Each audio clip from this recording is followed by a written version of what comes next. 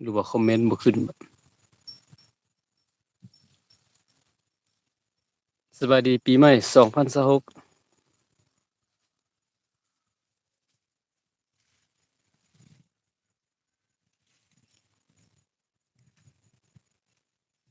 ถือว่าเป็นมื้อแรกของปีวันที่1เดือน1ปี2026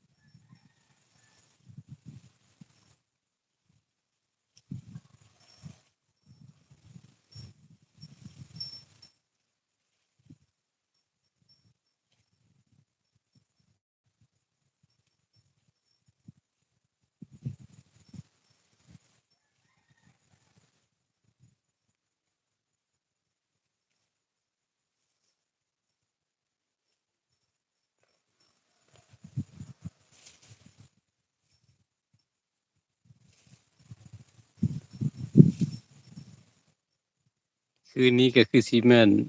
มี2คน2ประเภทนะประเภทหนึ่งก็อยู่สังสรรค์กับหมู่เพื่อนและประเภทหนึ่งก็นอน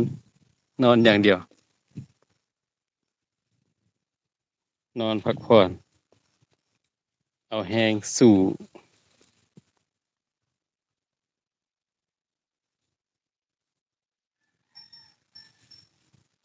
ปี2026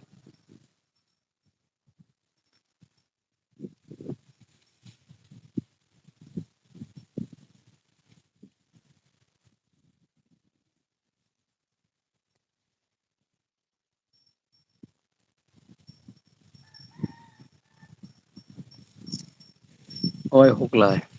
ายก็เลยเอาแบมาปล่อยหญ้าขึ้นหลายขนาดในสวนอ้อยก็เลยลองเอาแบมาปล่อยให้มันกินหญ้าที่ต่ำ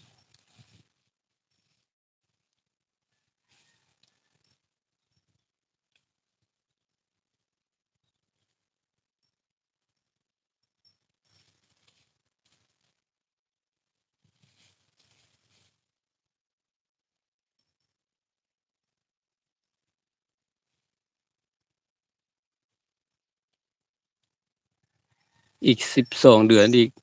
12เดือนข้างหน้าก็สิเป็น2027เข้ามาเนาะถ้าปี2027ยังอยู่รอดได้อีกก็ถือว่าสุขภาพแข็งแรงสุดๆ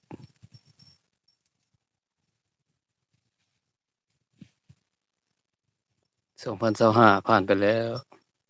2026บัดนี้สู้ต่อไป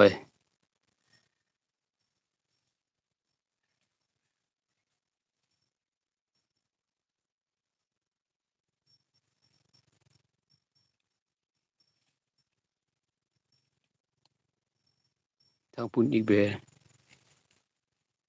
ไกซูมเห็นอยู่บ่เนาะ